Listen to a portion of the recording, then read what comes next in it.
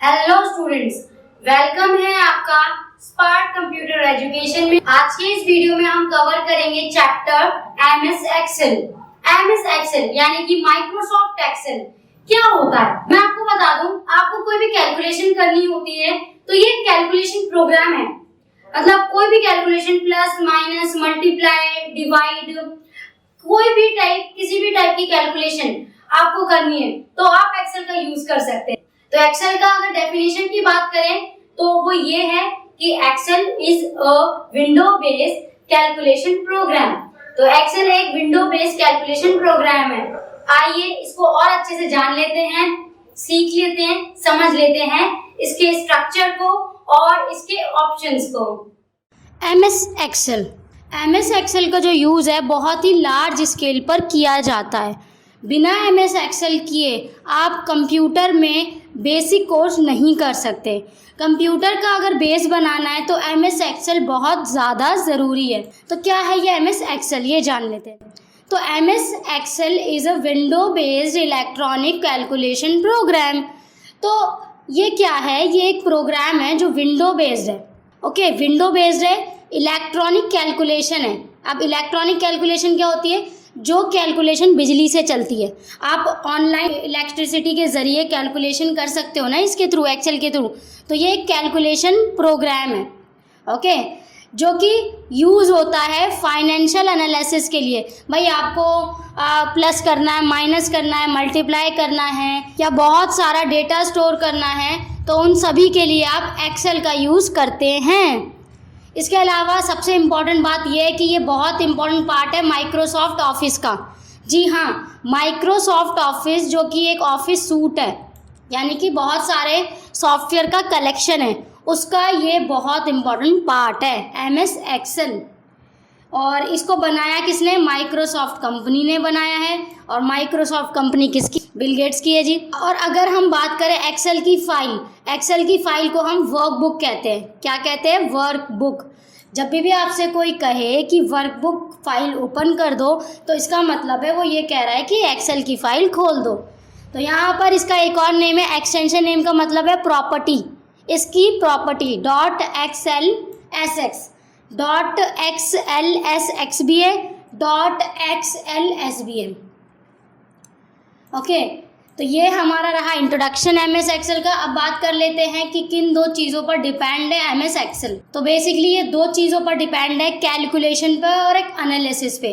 Calculation में आप करते हो फाइनेंशियल, यानी कि आपको मतलब प्लस करना है, माइनस करना है, या फिर आपको आपने कोई मतलब बेसिकली आपने कोई डिपॉजिट किया, आप चाहते हो 5 महीने बाद कितना आपको रिटर्न मिले, जानने के लिए आप फाइनेंशियल एनालिसिस करोगे।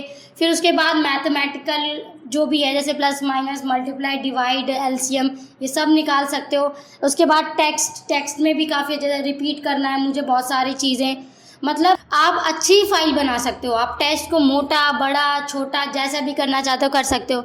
उसके अलावा वी लुकअप इतना इम्पॉर्टेंट है ना एमएस एक्सेल में कि आप जो लॉजिकली सोचता है ना, वी लुकअप सोचता है। आप अगर किसी शॉप में हो, अगर आप चाहते हो कि इतने सारे मेरी शॉप में मेरा सामान रखा है, आपको उन सभी का रेट याद नहीं है, तो आप क्या करिए, आप कीजिए कि आप एक्सेल में फ़ाइल बना दीजिए और उसमें वी लुकअप फार्मूला डाल दीजिए। वी लुकअप फार्मूले की हेल्प से आप सिर्फ नाम डाल के भी उसका इन्फॉर्मेशन निकाल सकते हो। इसी तरीके से date and time, engineering, logical, कई सारे कैलकुलेशन प्रोग्राम होते हैं एक्सेल में। इसके अलावा एनालिसिस में आप कंडीशन लगा सकते हो। भाई आप जैसे कोई चेक बना रहे हो या कोई वाउचर बना रहे हो, उसमें अमाउंट लिखना है, तो आप कंडीशन लगा सकते हो कि इससे ज़्यादा अमाउंट ना लिखा जाए। ऑलराइट, तो मैं आपको एक चीज़ बताऊँ, ऑफिस का जितना भी काम होता है वो सारा एक्सेल पे ज़्यादातर किया जाता है। ऑलराइट, एक्सेल में डेटा बनता है, फाइल्स बनती है, बैलेंस शीट्स बनती हैं और अकाउंटिंग शीट्स बनती हैं, बजट तैयार होता है, काफ़ी मतलब मैं कहूँ तो आपको ऑलमोस्ट सारी चीज़ें एक्सेल में ही की जाती हैं। तो एक्सेल आप लोगों के लिए बहुत ही ज़्यादा इंपॉर्टेंट है। ऑलराइट, देन इसके बाद आता है बार्स। एक्सेल में बार्स कितने होते हैं? देखिए, एक बार्स का मतलब है कि आपकी फाइल किन चीज़ों पर डिपेंड है, किन चीज़ों पर टिकी हुई है। तो सबसे पहले आता है title bar, quick access tool bar, then tab bar. Tab में जैसे फाइल, जैसे टैब में home, insert, page layout, alright, formula, data, review view, then formula एक फार्मूला बार होता है, उसके अलावा स्क्रॉल बार मतलब पेज को ऊपर नीचे करने के लिए, उसके अलावा स्टेटस बार मतलब उसमें दिखाया जाता है आपने कितना कंटेंट लिखा है, मतलब कितने वर्ड लिखे हैं, कितने बनाए हैं। ओके, देन आता है टैब्स। टैब्स क्या होते हैं? देखिए टैब बार में कितने सारे टैब्स होते हैं, होम होता है, इंसर्ट होता है, page layout, formula, data, review view, ये सारे मेरे टैब्स होते हैं। तो ये चलते हैं पहले एक्सेल ओपन करना सीख लेते हैं। विंडो के साथ आर, विंडो के साथ आर, जैसे ही आपने विंडो के साथ आर किया, यहाँ मेरा रन बॉक्स खुल गया। रन बॉक्स में यहाँ मुझे लिखना है एक्सेल, EXCEL, ओके कर दीजिए। ये मेरी एक्सेल की फाइल है, तो आप ये देख सकते हैं ये मेरी पूरी एक्सेल की फाइल है, ऊपर से नीचे तक देख लीजिए आप आराम से, ये सारी मेरी पूरी एक्सेल की फाइल है। ओके, ये मेरा टाइटल बार है, ये मेरा टैब बार है, क्विक एक्सेस टूल बार, उसके अलावा ये मेरा ऑप्शन बार है, फार्मूला बार है, ये यहाँ पे फार्मूला आता है लिखा हुआ, उसके अलावा ये मेरा काम है, काम करने की जगह है, ये सेल्स होती हैं सारी की सारी, सेल से भरा हुआ है पूरा एक्सेल। ओके, इसकी थोड़ी सी डेफिनेशन में बता सकती हूँ कि जैसे ये जो है ये मेरी हेडिंग्स हैं, ये पूरी की पूरी A to लेके Z तक, उसके अलावा ये 1 2 3 है, ये मेरी बहुत बड़ी है गिनती, मैं बता नहीं सकती आपको कहाँ तक है, मतलब जितना आप डेटा बनाते जाओगे उतनी ये नीचे जाती जाएगी। तो इसके अलावा मेरे पास यहाँ पर आता है शीट। शीट मेरे पास बाय डिफ़ॉल्ट एक ही मिलती है, 2007 का वर्जन अगर आप यूज़ कर रहे हैं तो आपको 3 मिल जाएंगी। ओके, वैसे आप यहाँ से जाके इंसर्ट कर सकते हो, प्लस कर सकते हो, शीट आपको कोई दिक्कत नहीं, जितनी चाहे उतनी मिल जाएंगी। और उसके अलावा ये मैं पहले बता देती हूँ, ये सेल है, देखिए ये हॉरिजॉन्टली लाइन है ये सारी की सारी, तो और एक वर्टिकली लाइन है, तो जब हॉरिजॉन्टली और वर्टिकली लाइन मिलती है तो बीच में एक बॉक्स बनता है, इसे हम सेल बोलते हैं। ऑलराइट, तो सेल्स को मिला के शीट बनती है, शीट को मिला के वर्कबुक बनती है, और वर्कबुक को हम एक्सेल कहते हैं। ऑलराइट, तो एक्सेल को सिंपली अगर आप बोलें तो कैसे बनाएं?